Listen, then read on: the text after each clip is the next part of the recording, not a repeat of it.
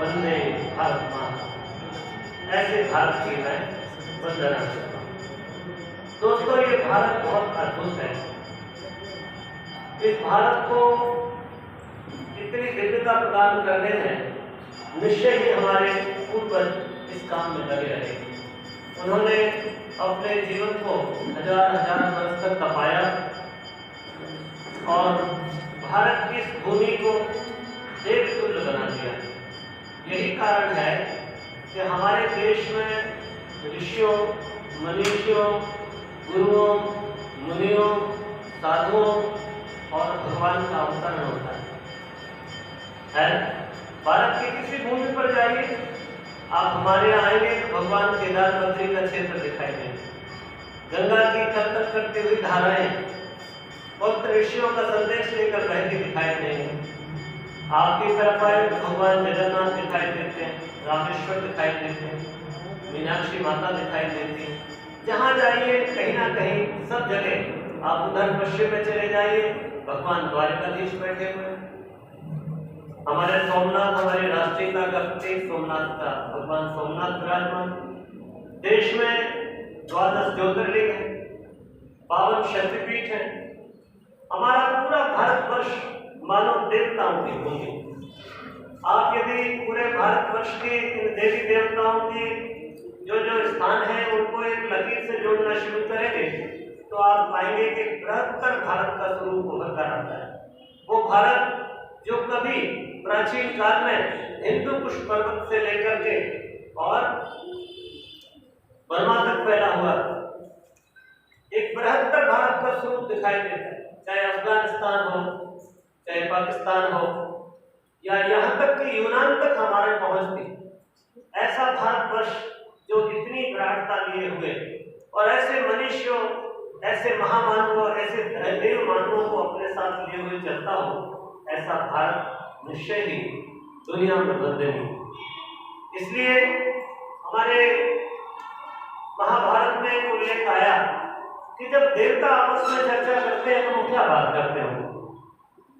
लोगों ने पूछा कि देवता आखिर बात क्या कर रहे हैं। तो किसी ने कहा कि देवता इस समय चर्चा कर रहे हैं कि काश हमको भारत भूमि में जन्म लेने का अवसर मिल जाए।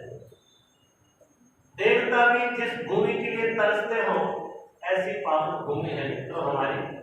और इस पावन भूमि के इतिहास को हम थोड़े पन्ने पढ़ते हैं पुराने ग्रंथों के, तो हम पाते हैं कि इस इतिहास के पन्नों को स्वर्णिम रूप प्रदान करने वाले भारत के युवा लोग थे। पूरा भारतवर्ष, हमारी कोई सी भी उपलब्धि रही हो, चाहे वो ज्ञान की उपलब्धि हो, चाहे वो विज्ञान की उपलब्धि हो, चाहे राजनीतिक उपलब्धियां हो और चाहे हमारी सामाजिक और आध्यात्मिक उपलब्धियां हो, हर उपलब्धि में कोई ना कोई एक युवा खड़ा दिखाई देता है।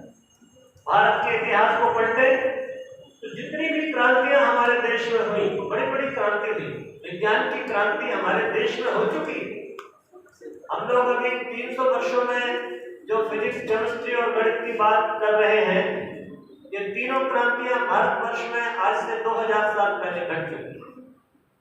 भारत का इतिहास इन बातों के पन्ने में अपनी गवाही, इनके उल्लेख छुपाए हुए। हमारा दुख और हमारा दुर्भाग्य ये है कि हम अपने इतिहास के पन्नों को पलटते हैं। पश्चिम की ओर देखने वाले हम लोग कभी भी हम ये नहीं देख पाते कि हमारे देश में क्या था। काश हम ये बात भूलते ना, हमसे ये विस्मरण ना होता तो आज भी हम दुनिया के सिर मौत होते।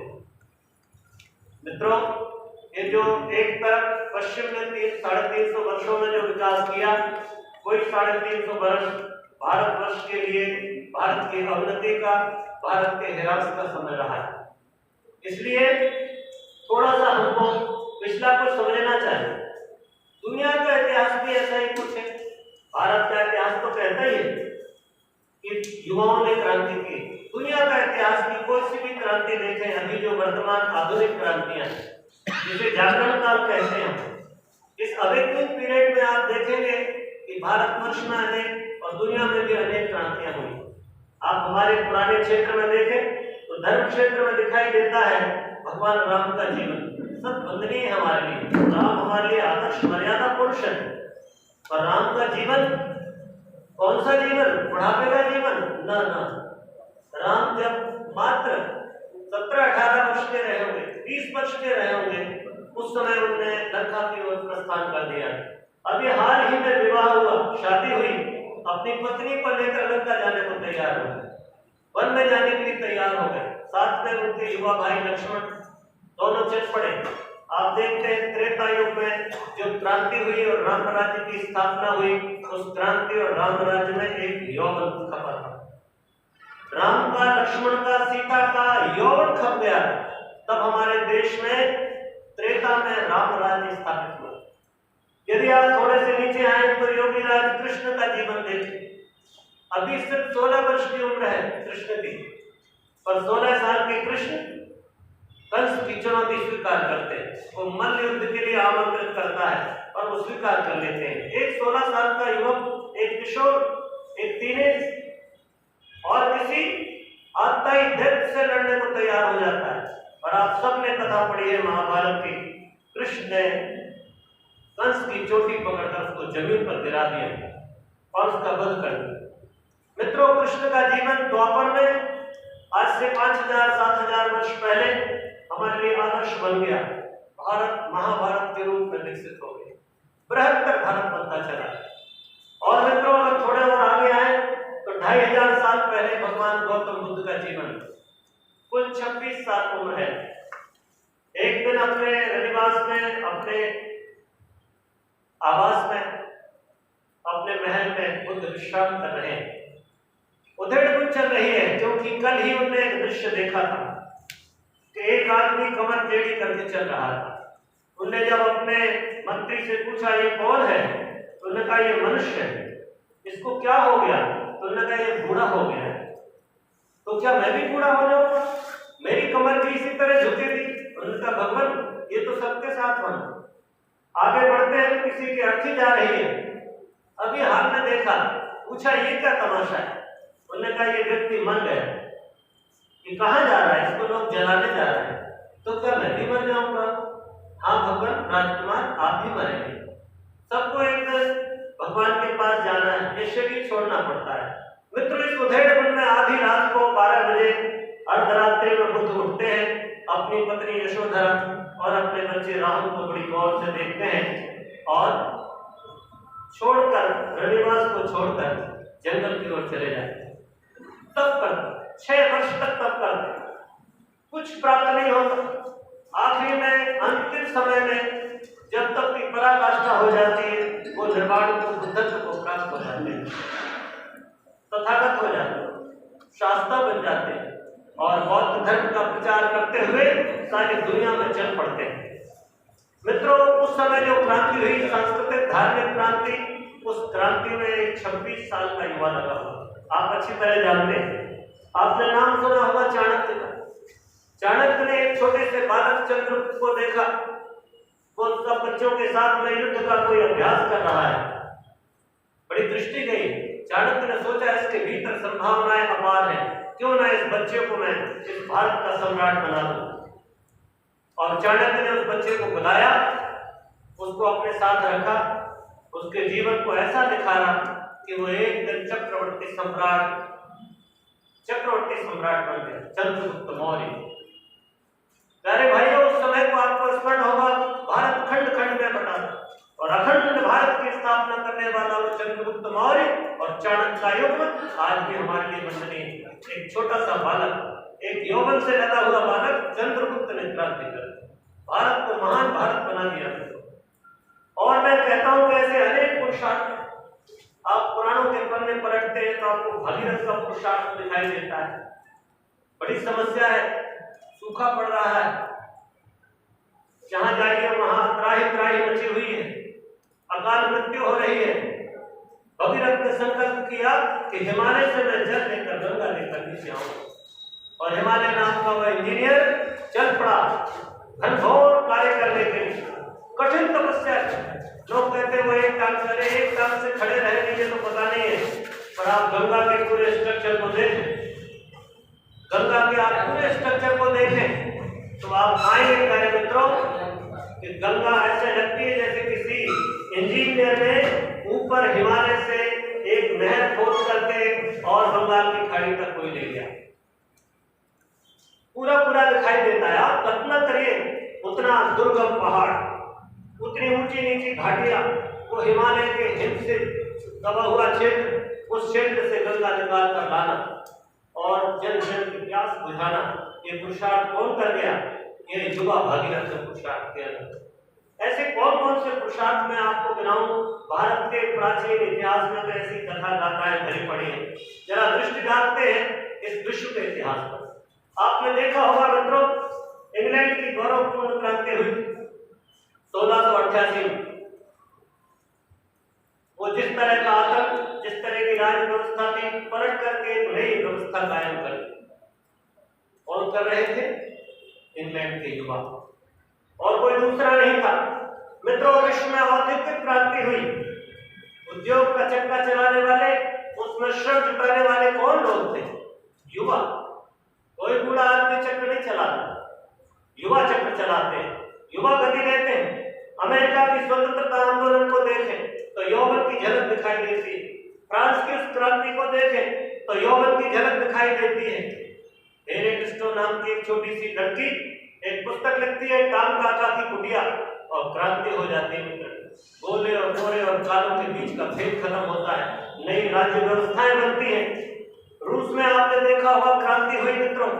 रूस की क्रांति में जो जान का शासन चलता था वो समाप्त हो गया, प्रजातंत्र की लौ जली। उसके मित्रों, उसके बाद साम्यवाद आया।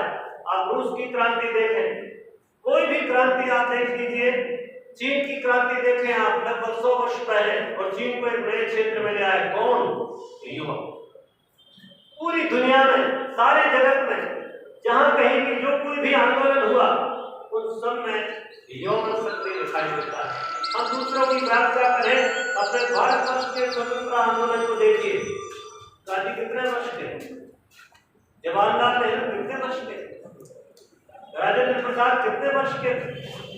मित्रों, यौवन से लगे हुए लोग। आप शहीद आजम भगत सिंह का स्मरण करो, चंद्रशेखर का स्मरण करो, सुभाष चंद्र बोस का स्मरण करो, आप मंगल पांडे का स्मरण करो।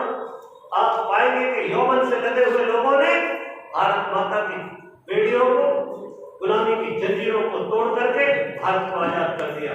कौन लोग थे? युवा। मित्रों, यौवन की जब आंधी चलती है, कुछ इसी तरह दिखाई देता है। चारों तरफ में क्रांति हो जाती है। हमारे देश में अनेक क्रांतियां हुई। हरित क्रांति हुई, green revolution, white revolution, blue revolution. हमारे देश में अनेक क्रांतियां हुई, औद्योगिक क्रांति हुई हमारे देश में। करने वाले कौन? युवा, भारत। इसलिए मित्रों, सभी औद्योगिक क्रांतियों के जनक, सभी औद्योगिक क्रांतियों को गति देने वाले भारत के यौवन से लगे हुए लोग रहे। आप शंकराचार्य का स्मरण करना भूल गया। आप आचार्य शंकर की उम्र देखिए, 16 वर्ष में ब्रह्मसूत्र पर भाष्य लिखता हुआ व्यक्ति, और 32 साल की उम्र में पूरे भारतवर्ष को एक कर देता है, पूर्व से पश्चिम और उत्तर से दक्षिण। बौद्ध का जो एक ऐसा प्रवाह था जिसमें बहुत सारी विकृतियां आ गई थी, शांत करके वैदिक धर्म की स्थापना करते हैं और अद्वैतवाद, अद्वैत वेदांत की स्थापना करते हैं। कौन था ये? शंकराचार्य का यौवन, विवेकानंद का यौवन। आप विवेकानंद का जीवन देखें, कैसा अद्भुत प्रेरणाओं से भरा हुआ जीवन। जहां देखते हैं वहां विवेकानंद ललकारते दिखाई देते हैं। पूरी दुनिया में भारतीय संस्कृति का ध्वज और भारतीय संस्कृति का डंका बजाने वाले स्वामी विवेकानंद, स्वामी रामदेव, किसी का भी आप जीवन देख लें, सब तरफ ऐसे लोग दिखाई देते हैं। भारत का ऐसा इतिहास अद्भुत है। इसलिए जो क्रांति का शंखनाद किया है वो युवाओं ने किया है। सारे इतिहास आप कहीं भी पढ़ ले, किसी भी तरफ जाओ। तो मित्रों, जब हम आज अपने यौवन को देखते हैं तो हमारी आंखें फटी रह जाती है, दिल धड़क उठता है, सीने में दर्द उठता है कि आज यौवन से लगा हुआ देश हमारा भारतवर्ष मित्रों विचार करने योग्य है। ये क्रांति की आग अभी ठंडी नहीं हुई, ये आग अभी ठंडी नहीं होना चाहिए। आपको पुकार रहे हैं वो लोग जिन्होंने कभी भूतकाल में, कभी इतिहास में क्रांतियां खड़ी की। ये क्रांति की आग ठंडी ना हो, ऐसी ललकार उठ रही है। अभी बड़ी क्रांति शेष है। निवेदन आप छोटी छोटी क्रांतियां हो गई, अभी बड़ी क्रांति शेष है, और वो क्रांति है मित्रों इस दुनिया को बदल डालने। उस क्रांति का नाम है युग परिवर्तन। क्या नाम है? युग परिवर्तन। दुनिया को बदल, कौन बदल सकता है? बदलने का जिम्मा तुम्हारा है मित्रों, भारतीयों, और किसी का। पश्चिम के लोगों से आप कहिए, वो भोग में इतने डूबे हुए हैं, उनको अपनी आवश्यकताएं उनसे पूरी नहीं हो रही, कर्ज में लगे हुए लोग, जवानी में आत्महत्या करने वाले लोगों से आप क्या अपेक्षा करेंगे? सोचेंगे कि पश्चिम के लोग आएंगे और दुनिया को बदल देंगे? ना। साधन सुविधाएं जुटा सकते हैं, पर मनुष्य की चेतना को परिवर्तित करने की सामर्थ्य सिर्फ और सिर्फ भारतीय युवाओं। इसलिए प्यारे बच्चों, भाइयों बहनों, इस बात पर विचार करना होगा। महाकाल पुकार रहा है, जागो युवा जागो। जगो, भारत जवानी से लगा देश, जगे, भारत की जवानी जागे। किसी खेत का किसान, युवा किसान जागे, किसी उद्योग का चक्र चलाने वाला, वो पसीने में लथपथ युवा जागे, कोई कॉलेज में पढ़ने वाला, अपनी पुस्तकों में मुंह छुपाए हुए बैठे रहने वाला विद्यार्थी जागे, कोई लक्ष्मीबाई जागे। जरूरत है मित्रों जागने की, और महाकाल पुकार रहा है, जागो युवा जागो, जागो। हम सबको जागने की आवश्यकता है, क्योंकि एकमात्र आशा की किरण तुम्हें हो। क्यों? किसी वृद्ध आदमी से आप कहिए कि चलिए जरा संग्राम करते हैं, उसकी वश की बात नहीं। उससे कहिए चलो दौड़ लगाते हैं, वो कहेगा नहीं भाई मेरा समय निकल गया। और यथार्थ है, उसको जो करना था वो उन्होंने कर लिया, पर समय अब आपकी प्रतीक्षा, समय अब आपकी मांग करता है। भारत माता अब आपको पुकार रही है। तो प्यारे युवाओं, हम सबको जागना है। वो शंकर, वो विवेकानंद, वो रामदेव, वो शंकराचार्य, वो रामकृष्ण, सब आपकी प्रतीक्षा में बैठे हैं मित्रों। सब प्रतीक्षा कर रहे हैं कि हमारे देश के युवा जागे, और जो आग हमने लगाई थी, जो क्रांति हमने की थी, उस क्रांति को आगे बढ़ाएं। तो प्यारे मित्रों, हम सबको मिलकर के कुछ न कुछ कर। बड़ी प्रेरणा है। जब बुद्ध चले थे तो 2.5 लाख युवक और युवतियां उनके साथ चले। कितने? 2.5 लाख, 2.5 लाख युवक और युवतियों ने अपने घर छोड़ दिया। आपको आश्चर्य होगा, जब वो प्रथम बार जब उनको बोध प्राप्त हुआ, सारनाथ ने अपने 5 शिष्यों को धर्मचक्र प्रवर्तन का उपदेश किया, और जब वो चल पड़े तो रास्ते में सारिपुत्र नाम का एक ब्राह्मण मिला, जो तपस्वी ब्राह्मण था। उसके संग में 500 ब्राह्मण बच्चे, युवा लोग शामिल। जब सारिपुत्र के पास पहुंचे, बुद्ध ने अपना संदेश सुनाया और सारिपुत्र गदगद हो गया। उसने 500 अपने विद्यार्थियों के साथ में बुद्ध के संग में शामिल हो गए। आगे चला कॉन्वेंट में मिलते हैं, वो भी 500 विद्यार्थियों के साथ शामिल हो जाते हैं। थोड़े ही दिन में बुद्ध के संग में 1000 लोग हो गए। और मित्रों, ये क्रम रुका नहीं। भारत के कोने कोने में ये आगे चली। बुद्ध के साथ 2.5 लाख लोग चलते चले गए। न सिर्फ भारत वरन पूरे एशिया में फैले। हमको भी कुछ कर देता। ये बात प्रेरणा देती है कि बुद्ध के साथ 2.5 लाख जुड़े हैं, तो हम भी कुछ ना कुछ कहें, कुछ ना कुछ करें। कहें नहीं, करके दिखाएं। जरूरत करने की, जिस दिशा में चल पड़े उधर क्रांति दिखाई देनी चाहिए। आप जहाँ खड़े हो वहां चमक होनी चाहिए, वहां पर एक उत्साह का वातावरण बनना चाहिए। ऐसे गर्दन लटकाए हुए, चेहरे पर उदासी लिए हुए, आशा से हीन, ऐसा युवा नहीं चाहिए। इसलिए आप सबसे प्रार्थना है कि अपने भीतर की जवानी को हमको जगाना पड़े। सिंह जैसी आवाज लगानी पड़ेगी मित्रों। ये भेड़ के भीड़ में खड़े होकर भेड़ चाल चलने का क्रम बंद करना हो। हमको कुछ ऐसा करके दिखाना पड़ेगा कि भवानी भारती हम सबको कल्याण के मार्ग पर प्रेरित करने लगे।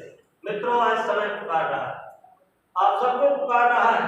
उठो उठो, कोई अंदर की वीणा आपको भीतर से पुकार रही है, जाओ और कुछ करके दिखाओ। प्यारे युवाओं, हम सबको मिलकर कोई ना कोई बड़ा काम करना है। ये अद्भुत सहयोग है कि आप इस समय में आप युवा हैं। मैं आपसे कहता हूं, ये अद्भुत सहयोग है, क्योंकि बहुत सारे दुर्लभ सहयोग इस समय इकट्ठे हुए भारत। आपको पता है, महर्षि अरविंद ने बहुत साल पहले एक घोषणा कर दी थी। उन्होंने कहा था, मैं देख रहा हूं 1900 भारत स्वाधीन हो जाए। और वो कहते हैं कि भारत से जो क्रम चल रहा है, मैं देख रहा हूं कि एक दिव्य ज्योति जल रही है और ये प्रकाश सारे जगत में फैल रहा है, भारत पूरे भूमंडल पर फैल जाएगा। मित्रों ने दिव्य दृष्टि से देख के बता दिया था कि आने वाला समय बहुत उज्जवल है भारत के लिए। स्वामी विवेकानंद कहते हैं कि ये जो काल चक्र है ये घूम कर आ रहा है और एक बार फिर से भारत से क्रांति होगी और मेरे जैसे सैकड़ों विवेकानंद भारतवर्ष में खड़े होंगे जो दुनिया के कोने कोने तक भारतीय संस्कृति की दिग्विजयी पताका को फहराएंगे। कोई और समय नहीं मित्रों, आज का समय, अभी का समय, यही क्षण है, यही वो समय है कि आप अपने भीतर के सोए हुए विवेकानंद को जगाएं। आपको जो आवाज लगाई गई है उसको ठीक से समझें। इस समय भगवान का एक विशेष काम चल रहा है। हमारे पूज्य गुरुदेव पंडित श्री राम शर्मा आचार्य कहते थे, बेटे इस समय भगवान ने एक बड़ा काम शुरू किया है, उस काम का नाम है युग परिवर्तन। और तुम चाहो तो भगवान के इस काम में पार्टनर बन सकते हो, साझेदार बन सकते हो, आप योगदान दे सकते हो, ये अवसर है तुम्हारे पास। वो कहते थे कि बेटे मैं तुमको एक अंश के अवतार होने की छूट प्रदान करता हूँ, तुम आओ और अपने भीतर के देवत्व को जगाओ और भारत को दिव्यता की, भारतीय दिव्यता की लहर सारे विश्व में फैला। अभी आप पढ़ लेंगे, कॉलेज से निकल जाएंगे, अपना ग्रेजुएशन पोस्ट ग्रेजुएशन कर लेंगे और आप तुरंत किसी मल्टीनेशनल कंपनी द्वारा खरीद लिए जाएंगे, गुलाम बना लिए जाएंगे। वो आपको मुंह मांगा पैसा आपके मुंह पर मारेंगे और कहेगी जो चाहिए बोलो, और हमारे लिए अपने जीवन का रस निचोड़ दो, है कि नहीं? आपके जीवन का रस निचोड़ लेते हैं, रात और दिन काम करा रहे हैं, आप घर से करिए, वर्क फ्रॉम होम, पर कोई समय नहीं है, सुबह से लेकर रात के 12 बजे तक, आधी रात को 4 बजे भी जगा रहा है आदमी, और आप पैसे के लिए अपने जीवन रस को निचोड़ कर उसके पात्र में डाल रहे हैं और भवानी भारती का पात्र खाली पड़ा हुआ है। वो मांगती है आपका रक्त, वो मांगती है आपका जोश, वो मांगती है आपकी जवानी। भारत माता का खप्पर तो खाली है मित्रों, आपका रस निचोड़ने वाले लोग तो कौन है? Multinational company. ये आपका भला करेंगे नहीं, आपका भला नहीं कर सकते। आपको पैसे के बदले निचोड़कर 25-50 लाख, 1 करोड़, 2 करोड़, 4 करोड़, 10 करोड़ दे करके आपको भगा देते हैं। फिर आप अपने जीवन को छूछ जैसा जीवन लिए हुए, आप नींबू को निचोड़कर जो छोटा बचता है ऐसा जीवन लेकर भारत लौट आते हैं। वही बुझी हुई आंखें, बुझे हुए चेहरे, निराश हताश मन, जीवन में अब कुछ पाने को शेष नहीं बचा, बस इंतजार करते हैं मृत्यु का। मित्रों, इस समय बहुत बड़ी जरूरत है कि आप ऐसे समय में हैं जब आप अपने रक्त से, अपनी जवानी से भवानी भारती का काम कर सकते हैं। आपके जैसे ऐसे सुंदर से चेहरे के खिले हुए फूलों से आप भवानी भारती का श्रृंगार कर सकते हैं। चढ़ाइए अपने जीवन पुष्प को भारत माता के चरणों, लगाइए अपने जीवन की ऊर्जा को इस भारत माता के सुंदर श्रृंगार में। चल पड़िए जरा, भारत माता का संदेश लेकर जाइए विदेश, कोई नहीं रोकता, परंतु स्मरण रहे विवेकानंद बनकर जाए, गुलाम बनकर जाओ और संदेश सुनाओ, जाओ और दुनिया को चमत्कृत कर दो, विश्व धर्म सभा में ओजस्वी भाषण दो और विश्व को बता दो कि भारत से श्रेष्ठ संस्कृति और कहीं नहीं। जीवन समझने का ढंग सिर्फ भारत के पास है, बाकी कोई कुछ भी करता रहे मित्रों। पैसे के अंबार ढेर लगाकर हिल छोड़ के जाने वाले लोग अंत समय खाली हाथ लेकर जाते हैं। सिकंदर के विषय में कहा जाता है जब वो मरने लगा तो उसने अपने मंत्री को बुलाकर कहा मेरे दोनों हाथ अर्थी के बाहर रख दो। उसने कहा क्यों? उसने कहा मैं खाली हाथ जा रहा है महान सिकंदर, जो विश्व विजयी सिकंदर था, जिसके पास संपदा अपूर्व थी, वो संपदा ना ले जाकर के आज सिकंदर खाली हाथ जा रहा है। उसने कहा भगवान खाली हाथ तो सभी जाते हैं पर सबके अर्थी के अंदर हाथ रहते हैं, आप कैसी बात करते हैं? उसने कहा नहीं, ताबूत के बाहर मेरे हाथ निकाल दो, दुनिया देख सके कि विश्व विजयी सिकंदर, सम्राट महान सिकंदर आज खाली हाथ वापस जा रहा है। मित्रों, हम सबको सोचना ये समय का सदुपयोग करना पड़ेगा। इस युग परिवर्तनकारी समय में आपका जन्म हुआ है, ईश्वरीय योजना में अपने भागीदार बनो, युग निर्माण के कार्य में लगो। और युग निर्माण गुरुदेव कहते हैं बेटे अपने निर्माण से शुरू होता है, अपना निर्माण करो, अपना निर्माण अपने जीवन को देखो, चारों तरफ से देखो, जगह जगह से देखो कि जीवन में कहां छेद है, जहां से मेरी ऊर्जा बह रही है, जहां से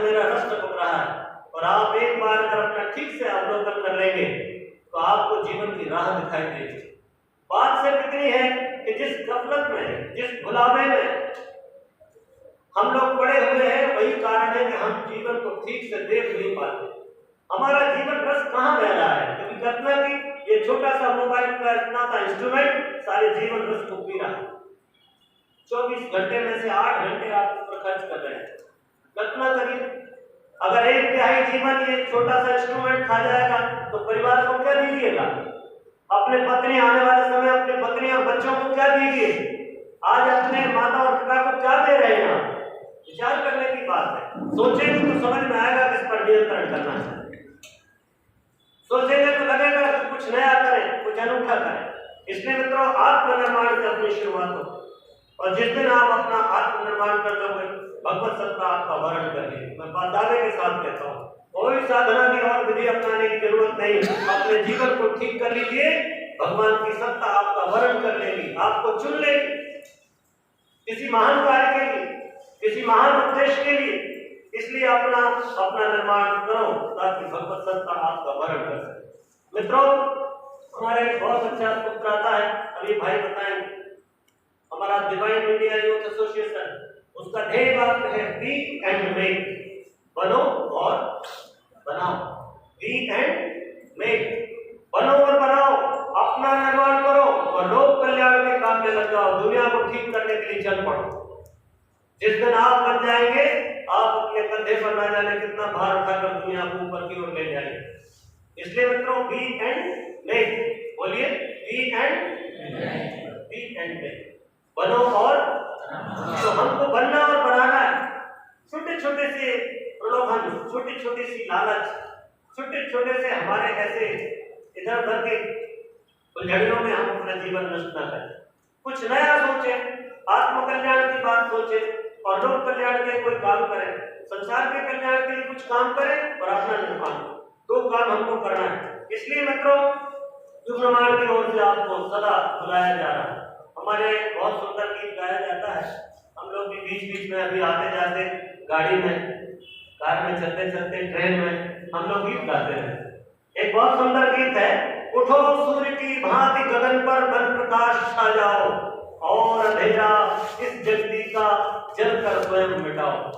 उठो सूर्य की भांति गगन पर बन प्रकाश छा जाओ, और अंधेरा इस जगती का जलकर स्वयं मिटाओ। मित्रों, यही आह्वान है। गगन पर सूर्य जैसे तेजस्वी बनकर खड़े हो जाओ और इस जगत का अंधेरा मिटाओ, अपना निर्माण करो और जगत के कल्याण में जुट जाओ। मित्रों, इतिहास या समय जिन महामानवों की खोज में है, वो कहीं दूर नहीं, आपके भीतर है। ध्यान रखना, हर आदमी ये सोचे, कभी आंख बंद करके आप सोचना, कभी आंख बंद के सोचना कि भगवान या समय, ये वर्तमान समय जिन महामानवों की खोज में निकला है, वो महामानव आपके भीतर छुपा है। जगाने की आवश्यकता है। तेल है, बाती है, माचिस है, दिया है, सब है। तीनों का संयोजन कर लो। बाती को थोड़ा सा गीला करके ऊपर की ओर करो, तेल डाल दीजिए दिए में, और माचिस की तीली जलाइए और जरा प्रकाशित हो जाइए। इतना ही तो काम है। यही जीवन साधन है। कोई ऑस्ट्रेलिया के लिए हिमालय जाने की जरूरत नहीं, किसी पहाड़ी की कल्पना में जाकर के अकेले मौन रहने की आवश्यकता नहीं। अपने तेल, बाती और दिए को ठीक कर लीजिए, आपके भीतर से प्रकाश पैदा हो जाएगा, है ना? और तो कुछ नहीं है। दीपक माने अपने पात्र का, अपने जीवन को पात्र बनाइए। पात्र होता है दीपक। तेल माने प्यार, स्नेह, अपना श्रम, सहयोग, सहायता, सेवा, ये तेल है। थोड़ा सा तेल लाइए, सेवा का, सहयोग का, प्रेम का, करुणा का, थोड़ी चिकनाहट पैदा करिए। और बाती माने लगन, किसी काम में लग जाए तो लग जाइए, भूल जाइए दुनिया। आप पाएंगे आपकी ज्योति में प्रकाश पैदा हो गया। और जिस दिन आप प्रकाशित होंगे मित्रों, अपने इर्द गिर्द तो प्रकाश फैलाएंगे ही, हजारों हजार लोगों का मार्ग प्रशस्त भी करेंगे, लोगों को भी रास्ता दिखाएंगे। इसलिए अपने जीवन के निर्माण में लगो। और मित्रों, मैं आपसे ये बात कहता हूं कि भारत का ये बहुत अद्भुत समय है, ये बुलंदी का समय है। भारत सब तरफ बुलंदी, कहीं भी देख लीजिए। हमारे इस समय स्वाधीनता का अमृत काल चल रहा है, चल रहा है ना? क्या चल रहा है? अमृतकाल। अमृतकाल भारत की जो अमरता है उसको विकसित करने का समय, भारत का जो वैभव है, भारत की जो गरिमा है, भारत का जो गौरव है, इस अमृत को बढ़ाने का समय है। ये भारत को ऊंचाइयों पर ले जाने का समय है। तो मित्रों, अमृतकाल चल रहा है। 2047 में हम इसको पूर्ण करेंगे। 25 वर्ष का 25 वर्ष का अमृतकाल। तो 2047 में जब देश अपना शताब्दी समारोह मना रहा होगा, तब हम दुनिया के सिरमौर होंगे। मित्रों, जिस गति से आप बढ़ रहे हैं, आने वाले दिनों में भारत दुनिया का सबसे नंबर 1 राष्ट्र होगा, चाहे आर्थिक क्षेत्र में हो, चाहे राजनीतिक क्षेत्र में हो, और चाहे विज्ञान के क्षेत्र में। हर क्षेत्र में आप बढ़ जाएंगे। एक समय ऐसा है, और भारत का यह स्वभाव रहा है कि वो कालजयी संस्कृति लेकर चलता है, जो कभी नहीं मिटती, जो हमेशा आगे बढ़ती। एक इकबाल ने एक शेर कहा था, एक ही लाइन गाता हूँ, यूनान मिस्र रोमा सब मिट गए जहां से, कुछ बात है कि हस्ती मिटती नहीं हमारी। कुछ तो बात है कि हमारी कालजयी, हमारी संस्कृति है मित्रों, जो हमको ऊपर की ओर ले जाती है। इसलिए हमने अभी जो नारे दिए अमृतकाल के दौरान, और अभी हमारे आपका G20 का समिट होने वाला है, और नारा क्या दिया है हमने? वसुधैव, बोलिए क्या नारा है? नई बात कहें, वसुधैव कुटुंबकम। भारत अपनी बात कहने की समर्थ रख रहा है। दुनिया का कोई देश ऐसा नहीं कि वसुधैव कुटुंब मानता हो। हम तो हमने 10,000 साल में किसी पर आक्रमण नहीं किया। हम अपनी सुरक्षा में लड़े भी हैं, आक्रमण नहीं किया हमने। और दुनिया से आप देखिए तो सारी दुनिया लूटने और खसोटने में लगी है, सारी दुनिया दूसरों को दबाने में लगी है। भारत एक ऐसा है जो सबको उठाने में लगा है, क्योंकि सब हमारे भ्राता हैं, सब हमारे बंधु हैं, सब हमारी भगिनी है, सब हमारे बहन है, सब हमारे भाई हैं। भारत कहता है वसुधैव कुटुंबकम, सारा जगत हमारा कुटुंब है। और मैं कहता हूं यही विश्व का मूल मंत्र बनने वाला है। इस G20 समिट के बाद आप देख लीजिएगा, दुनिया के कोने कोने में यह मंत्र ध्वनि दिखाई देगा, लिखा दिखाई देगा, वसुधैव कुटुंबकम। और यही गायत्री मंत्र, फिर मैं कहता हूं गायत्री मंत्र के बहुत मायने निकाले होंगे, पर वसुधैव कुटुंबकम यही गायत्री मंत्र, ये इस समय का गायत्री मंत्र मित्रों जो विकसित हो रहा है। ध्यान रखिएगा, हमको बहुत आगे बढ़ना है। थोड़ा सा गौरवशाली इतिहास पर थोड़ी सी चर्चा करते हैं। भारत ये जो यूं ही नहीं बन जाएगा, भारत का अद्भुत इतिहास है मित्रों। हमारे वेद में, अथर्ववेद में सूत्र आता है, सा प्रथमा संस्कृति विश्व भारा। ये हमारे देश की संस्कृति, हमारी भारतीय संस्कृति है। ये दुनिया की प्रथम और सबके लिए किसी देश जाति की सीमा से अलग सार्वभौम संस्कृति, ये हमारी प्रथम संस्कृति है मित्रों, और सर्वश्रेष्ठ संस्कृति। यही कारण है कि मार्क ट्वेन जब कहते हैं, वो कहते हैं मानव जाति का पालना है भारत, होली का जन्म स्थान है भारत, अर्थात यहाँ पर जहाँ वाणी ने जन्म लिया हो, रचनात्मक क्षमता का खजाना है भारत। इतने बड़े बड़े काम हमने किए हैं मित्रों। आइंस्टीन से जब किसी ने पूछा तो उन्होंने कहा कि भारत यदि हमको गणित के सूत्र अंक ना देता तो हम किसी भी विज्ञान की कोई कल्पना नहीं कर सकते। अर्थात जो वर्तमान में विज्ञान है, आप जिस विज्ञान को पढ़ रहे हैं, इस विज्ञान के सूत्र, इस विज्ञान का मूल, इसकी प्राण, इसकी आत्मा भारत ने दी है मित्रों। हमने 1 से 9 तक के अंक दिए, हमने जगत को शून्य दिया। बिना शून्य जगत और दशमलव के, डेसिमल पॉइंट के दुनिया के विज्ञान में कोई प्रगति संभव नहीं। तो मित्रों, भारत सभी वैज्ञानिक शोधों का जन्म स्थान है, ये मान लीजिए, प्रेरणा स्रोत है। आइंस्टीन ने कहा, हमने पिछले 10,000 वर्ष में, जैसे मैंने कहा, हमने किसी पर आक्रमण नहीं किया, हमने शून्य का आविष्कार किया। आर्यभट्ट नाम के महान गणितज्ञ ने शून्य दिया, और शून्य की कितनी बड़ी ताकत। एक के आगे शून्य लगाओ 10 गुनी कीमत हो, एक के आगे 2 शून्य लगाओ 100 गुनी कीमत हो गई। शून्य का कोई मूल्य है? जिसका कोई मूल्य नहीं वही सबसे मूल्यवान है। क्यों भाई? किसी के साथ संगति हो जाए, ये मनुष्य तो शून्य है, और परमात्मा रूपी एक पुरुष के साथ मिल जाए तो 1 से 10, 1 से 100, 1 से 1000 हो सकता है। आर्यभट्ट ने ये आविष्कार किया, हमको दिया। आप कहते हैं कि कोपरनिकस ने पाई का मान निकाला, वैल्यू ऑफ पाई, और आपको गलत फहमी है। कोपरनिकस से भी 500 साल पहले बोधायन नाम के हमारे गणितज्ञ ने पाई का मान बता दिया। ये दुर्भाग्य हमारा कि हमारी खोजों को ब्रिटिशर्स, पश्चिम के लोग अपने नाम से प्रकाशित करते रहे। मित्रों, हमारा देश है जहां नालंदा तक्षशिला जैसे विश्वविद्यालय है। आपको शायद जानकारी ना हो, कोणार्क कभी स्कूल ऑफ आर्किटेक्ट हुआ करता। विश्वविद्यालय नालंदा तक्षशिला जैसे विश्वविद्यालय जहां पूरे विश्व के लोग आकर पढ़ते हैं। विक्रमशिला विश्वविद्यालय, ओदंती विश्वविद्यालय, ऐसे विश्वविद्यालय जो दुनिया के प्रथम विश्वविद्यालय, 65 सब्जेक्ट पढ़ाए जा रहे हैं, 10,000 विद्यार्थी हॉस्टल में रह रहे हैं। आप कल्पना करो, दुनिया के बड़े बड़े विचारक, चाहे वो यूनान से आए हो, चाहे वो चीन से आए हो, चाहे जापान से आए हो, ये बड़े बड़े शोधकर्ता, बड़े बड़े विद्यार्थी भारतवर्ष में आए और यहाँ से पढ़कर यहाँ का ज्ञान विज्ञान लेकर के दुनिया से बाहर, भारत से बाहर चले गए। भारत का ज्ञान दुनिया के सारे क्षेत्र में पहुंचा नहीं। इसलिए मैं निवेदन करता हूं कि भारत अद्भुत है। विज्ञान के क्षेत्र में तो बहुत प्रगति की है। हमने भास्कराचार्य नाम के एक वैज्ञानिक का, खगोलविद का नाम सुना हो, 5वीं सदी में हुआ था।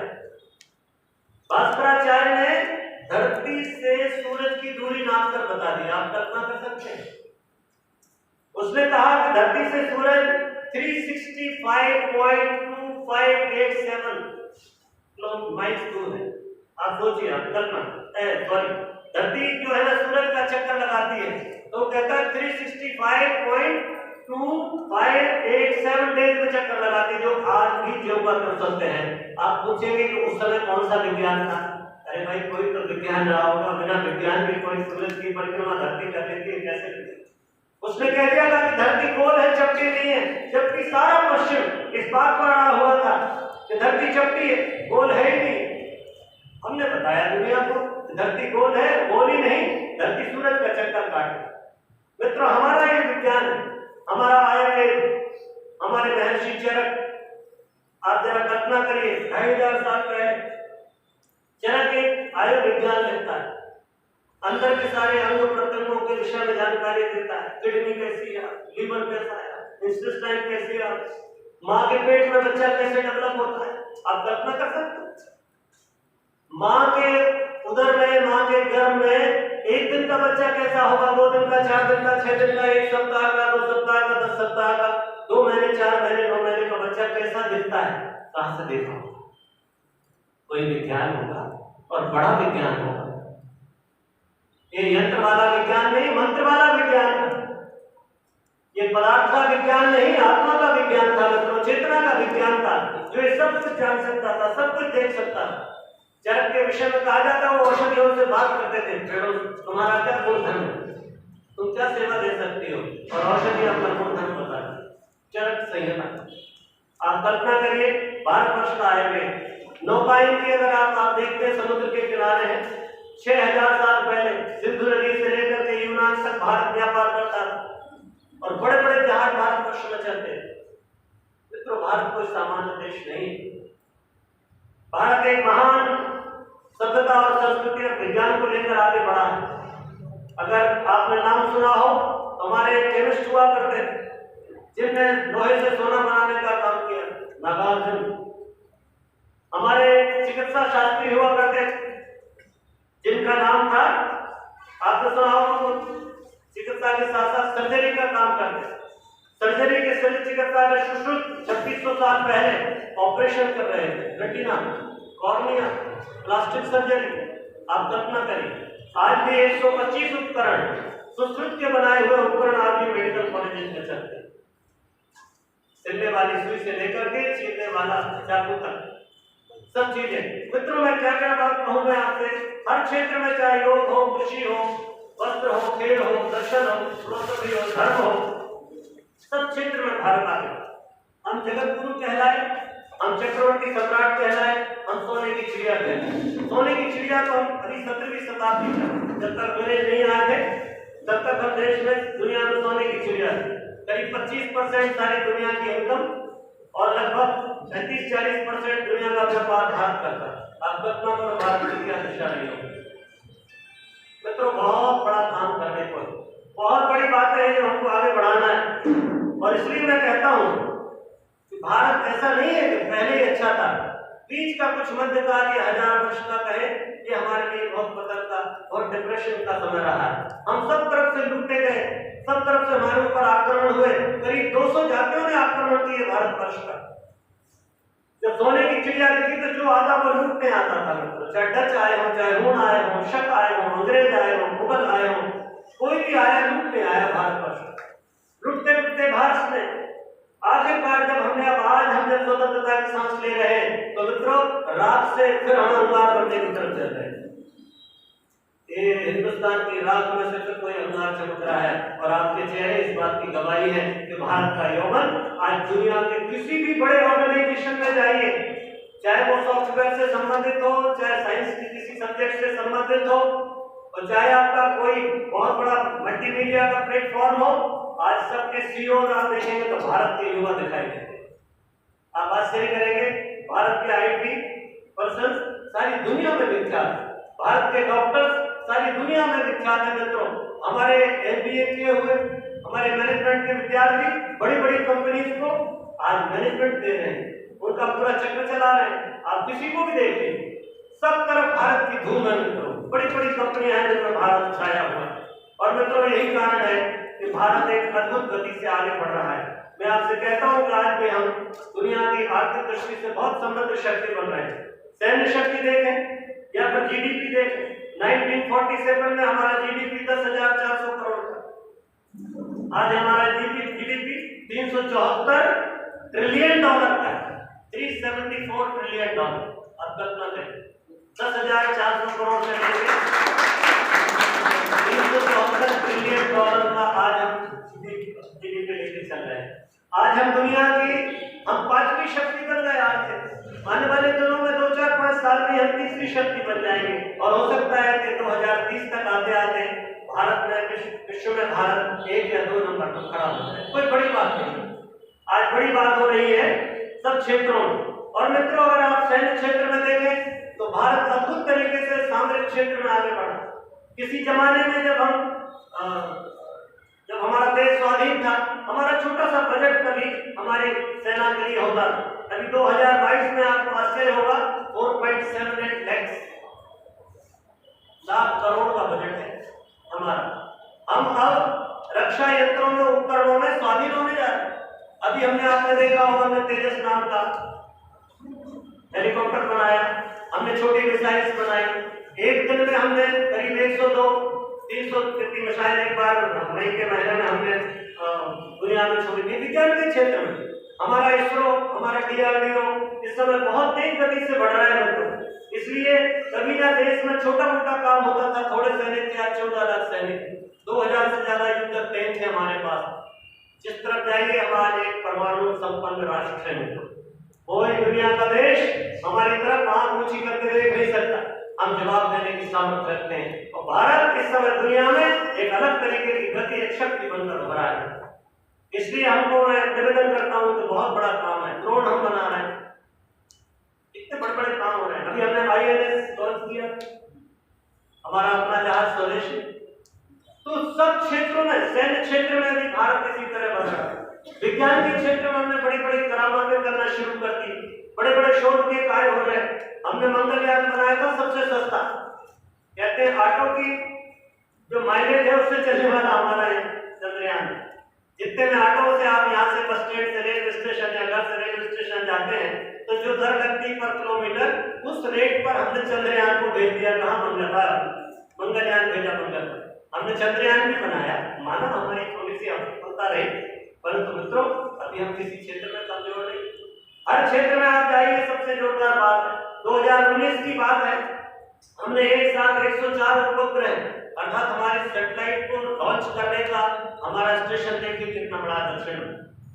तो क्या क्षेत्र है जो छूट रहा है भारत, कल्पना नहीं कर सकते आप। शिक्षा में देखो, आज हमारे पास में कभी जब हम स्वाधीन हुए थे तो 18% हमारी शिक्षा का प्रतिशत, ओनली 18% एजुकेशन था, और आज आप 77% एजुकेशन है भारत पर। और हो सकता है हम 2-4-5 साल में 100% हो जाएं। अभी गायत्री परिवार एक प्रोजेक्ट बना रहा है गवर्नमेंट के साथ मिलकर, और देश को संपूर्ण साक्षर करने की योजना बना रहे हैं। गायत्री परिवार के साथ में पब्लिक पीपी जो मॉडल होता है, पब्लिक पार्टिसिपेशन मॉडल में हम एक ऑर्गेनाइजेशन के तौर पर जुड़ेंगे और भारत को पूरी तरह साक्षर करने की योजना बनाएंगे। तो दोस्तों, बहुत बड़े काम हो रहे हैं। नई शिक्षा की नीति आई है, राष्ट्रीय शिक्षा नीति, बड़ी जोरदार बात दोस्तों। अभी तक आप फिजिक्स, केमिस्ट्री और जूलॉजी, बायोलॉजी जो भी पढ़ रहे थे, अब 100 सब्जेक्ट ऐसे हैं जो लाइफ मैनेजमेंट से रिलेटेड 100 सब्जेक्ट आपकी यूनिवर्सिटी आपको पढ़ाएगी कि आप जीवन कैसे विकसित हो। 100 सब्जेक्ट तैयार किए गए। इसलिए मित्रों, आज हम लगभग 1000 से ऊपर हमारे विश्वविद्यालयों के माध्यम से दुनिया में शिक्षा के क्षेत्र में एक जाने पहचाना भारत बन रहा है। क्यों? भारत सोने की चिड़िया के साथ साथ जगत गुरु भी था मित्रों। जगत गुरु बनने की ओर हम लोग तेजी से दौड़ रहे हैं। स्वास्थ्य के क्षेत्र में आयुष्मान भारत है और न जाने कितने कितने अभी योजनाएं चल रही हैं, आप सब जानते हैं।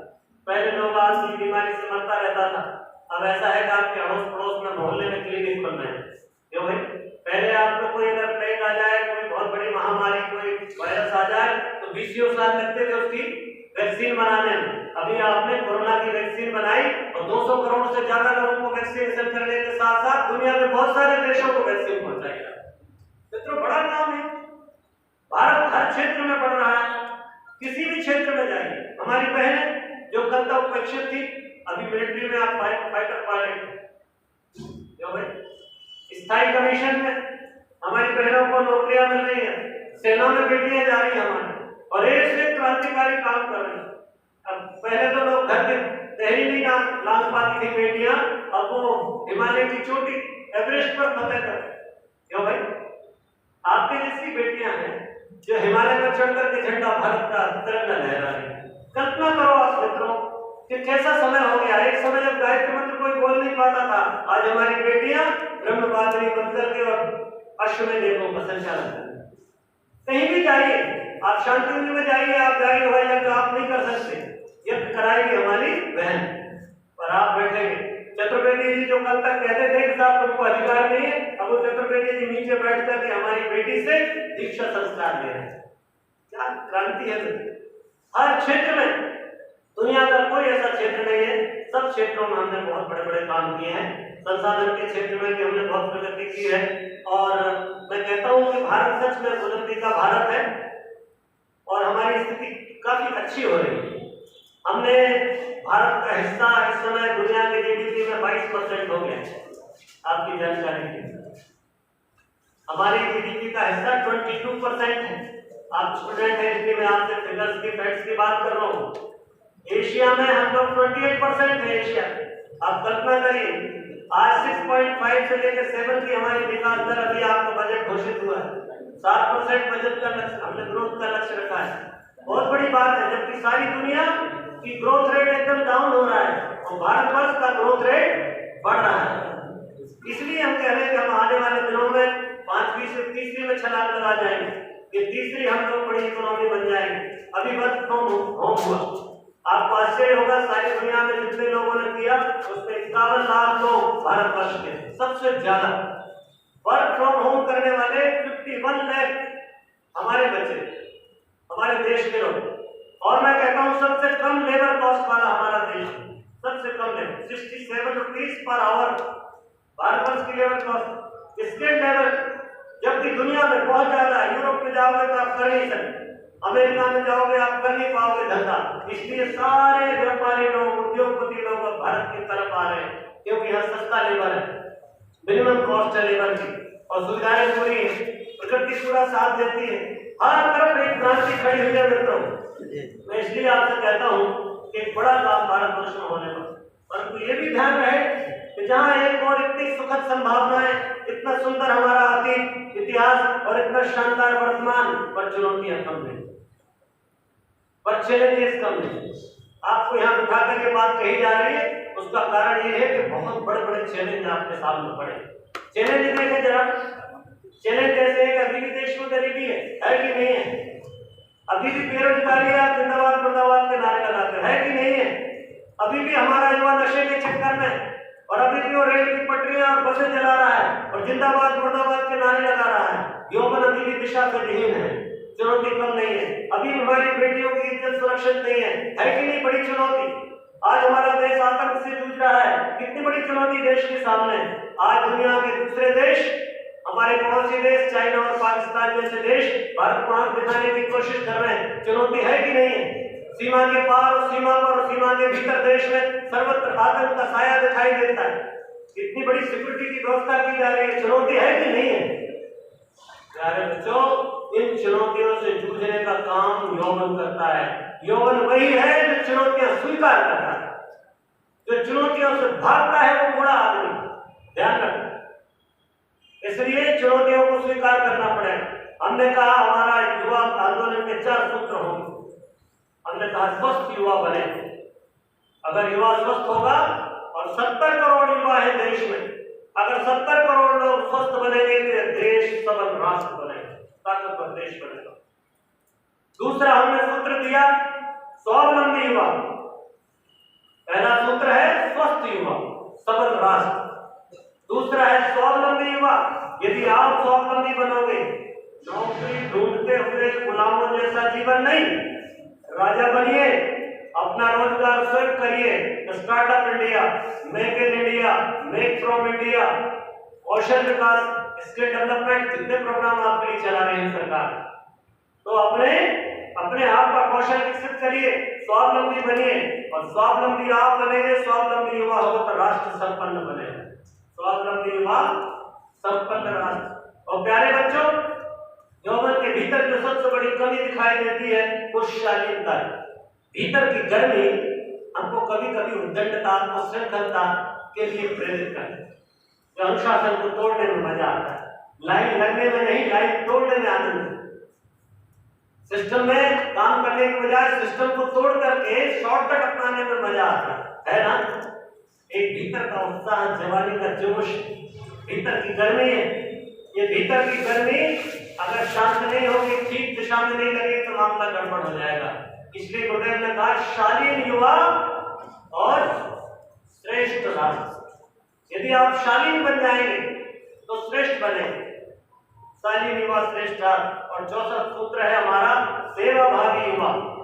सेवा के क्षेत्र में आगे आइए, देश की सेवा करनी, समाज की सेवा करनी, अपने अड़ोस पड़ोस की सेवा करनी है, प्रकृति की सेवा करनी है, नदियों की सेवा करनी है, समुद्र की सेवा करनी है, पेड़ों और पहाड़ों की सेवा करनी है। हर तरफ सेवा के क्षेत्र खुले पड़े, गरीबों और बीमारों की सेवा करनी है। तो सेवा भावी युवा और सुखी राष्ट्र, 4 सूत्र। सेवा भावी युवा सुखी राष्ट्र। तो हमको ये 4 सूत्र हमने दिए। एक सूत्र, एक संकल्प रखा। वो संकल्प था तब कैसे चलेंगे, हमारा ध्येय वाक्य क्या होगा, हमारा टारगेट क्या, हमारी थीम क्या होगी।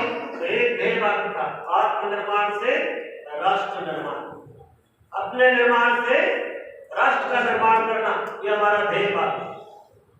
इसलिए अपना निर्माण करना है और अपने देश का निर्माण करना है। 2 लक्ष्य रखे गए, अपने देश की चुनौतियों से जूझना और दुनिया को दिशा देना। 2 क्षेत्र 2 है, एक आपका देश और एक दुनिया। आप यहाँ अच्छा काम करिए और यहाँ से अच्छे बनिए और दुनिया को अच्छा बनाने निकलिए। अरे पैसे कमाने का काम तो बनियों का है मित्रों, आप तो ऋषियों की संतान है। आपका काम ज्ञान बांटने का है, आप जगत गुरु भारत के पुत्र हो।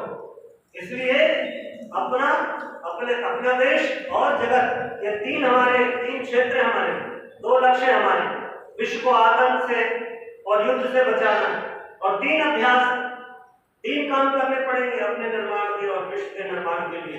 एक पहला काम है उपासना, अभी आपको बताएंगे भाई लोग। उपासना ईश्वर की, साधना अपने जीवन की, आराधना समाज की। भगवान का स्मरण करो, शक्ति प्राप्त करो, जीवन को ऊंचा उठाओ, स्वस्थ बनो, सबल बनो, स्वावलंबी बनो, शालीन बनो, जीवन की साधना पैदा करो, अपने को साधो। और तीसरा, जब सब जाओ तो समाज के निर्माण की सेवा कीजिए। राजनीतिक सेवा की बात नहीं करता मैं, हर आदमी कहता है मैं तो देश का सेवक हूं, पर आप उसकी मुस्कान के पीछे छुपे हुए खतरनाक इरादों को पढ़ पाते हैं। क्यों है? जब कोई राजनेता कहता है मैं आपकी सेवा में आया हूँ, तो आपको लगता है कि जीत के सही गर्दन दबा देंगे, लगता है तो वो राजनीतिक सेवा नहीं, लोक सेवा की बात, लोक सेवा, राजनीतिक सेवा नहीं, लोक सेवा, राजनेता नहीं, लोक नेतृत्व। तो लोक नेतृत्व बने, 3 अभ्यास हो गए और उसके बाद में 4 काम करने पड़ेंगे मित्रों। आप इतने से लोग बैठे, हम आपके लिए 3 भाई आए, उद्देश्य एक है, यदि आप वैसे भी मुट्ठी भर लोग जब प्रतिबंध हो जाए तो बड़ा काम होगा। क्या करना पड़ेगा? पहले खोजो, युवाओं की खोज करो, अपने नगर में, अपने गांव में, अपने मोहल्ले में, अपने पड़ोस में, अपने प्रदेश में युवाओं की खोज करना, युवाओं को खोज निकालो, कहां कहां युवा है, कॉलेज में जाइए, स्कूल में जाइए, अच्छा संदेश सुनाइए, उनको आह्वान करिए देश के लिए कुछ करें हम। पहला काम खोज, जैसे हीरे को पहले खोजा जाता है, फिर खोज लेने के बाद हीरे को तराशा जाता है, और तराशने के बाद हीरे की माला बनाई जाती है, तो माला बनने के बाद किसी की गले की शोभा बनता है। ऐसे ही होता है ना, युवा हीरे हैं, युवा हीरे हैं, तो हीरों की खोज, हीरों को तराश करना, प्रशिक्षित करना, उनको सही जीवन सिखाना, फिर हीरों का संगठन बनाना, माला बनाना, माने युवाओं को संगठन में बनाइए। हमारा डिवाइन इंडिया यूथ एसोसिएशन, आप अपने डिवाइन इंडिया यूथ एसोसिएशन बनाइए, आप यूथ ग्रुप बनाइए, हमारे पास रजिस्ट्रेशन कराइए और 10 लाख बच्चों की श्रेणी में आप भी आ जाइए। आज युवा प्रकोष्ठ के साथ में देश भर के 10 लाख से ज्यादा बच्चे जुड़े हैं। आप भी उस संगठन में ज्वाइन करिए, कोई फी नहीं, अपना जीवन ठीक करना, इससे बड़ा कोई मूल्य नहीं। तो इस तरह से आप उसको ज्वाइन कर सकते हैं, संघबद्ध हो सकते हैं, और जब संघबद्ध हो जाए तो चौथा काम होता है हमारी भारत माता के गले में ये हीरों का हार, ये ताजे फूलों का, पुष्पों का हार गले में डालती है। इसलिए मित्रों, देश के लिए उपयोगी बनिए, नियोजन करिए, हीरों की खोज करिए, युवाओं की खोज करिए, युवाओं को प्रशिक्षित करिए, युवाओं को संघबद्ध करिए और युवाओं को देश के नव निर्माण में नियोजित करिए। ये 4 काम हो गए हमारे मित्रों। इसलिए हम लोगों ने बहुत सारे काम कर रखे हैं। हमारे एक कुंडली जागरण का सूत्र है, हठ विद्या से जगती है वो, षट चक्र जगते हैं। मित्रों, ये जो राष्ट्र की कुंडली है, इसे आंदोलन से हठ विद्या से उत्पन्न करना होगा। आंदोलन बहुत सारे ऐसे काम है जैसे हमको करना, जब ये जगेगी, और राष्ट्र की कुंडली युवा है, ध्यान रखना, इस देश की कुंडली का नाम युवा है। अगर ये कुंडली शक्ति जगेगी तो ये देश के लिए ना जाने कितने चमत्कार और क्रांतियां पैदा करती चली जाएगी। इसलिए रिद्धि और सिद्धियों का भंडार लगेगा। जब ये 7 चक्रों को भेदती हुई, पंचकोशों का भेदन करती हुई आगे बढ़ेगी, तो यही हमारे 7 आंदोलन है। ये जो 7 चक्र हैं, यही 7 आंदोलन है। साधना, शिक्षा, स्वास्थ्य, स्वावलंबन, फिर पर्यावरण जागरण, नारी जागरण, पर्यावरण संरक्षण, नारी जागरण और व्यसन कुरीति उन्मूलन, ये 7 आंदोलनों में लगे। इसलिए आप सबसे मैं प्रार्थना करता हूँ कि आप अपने यौवन की गति को, अपने स्वरूप को समझो और कुछ भारत के लिए करने की बात सोचो। मुझे एक बहुत सुंदर एक युवक शीर्षक से साप्ताहिक मतमाला में लिखा हुआ एक पत्र मिला। ये पत्र लिखा था 16 मई 1925 को और लिखने वाला आदमी था शहीद आजम भगत सिंह। शहीद आजम भगत सिंह, उन्होंने लिखा, हे भारतीय युवक, तू क्यों गफलत की नींद में पड़ा बेखबर सो रहा है? उठ, आंखें खोल, देख प्राची दिशा का ललाट सिंदूर रंजित हो रहा है। अब अधिक मत सो, तेरी माता, तेरी प्रातः स्मरणी, तेरी परम वंदनिया, तेरी जगदम्बा, तेरी अन्नपूर्णा, तेरी त्रिशूल धारणी, तेरी सिंहवाहिनी, तेरी सस्य श्यामलांचला आज फूट फूट कर रो रही है। उठ, उठकर माता के दूध की लाज रख, उसके उद्धार का बीड़ा उठा, उसके आंसुओं की एक एक बूंद की सौगंध ले, उसका बेड़ा पार कर और बोल मुक्त कंठ से, वंदे वंदे वंदे। बहुत बहुत धन्यवाद। परमात्मा आपको संतुष्टि दे और आप इस तरह के काम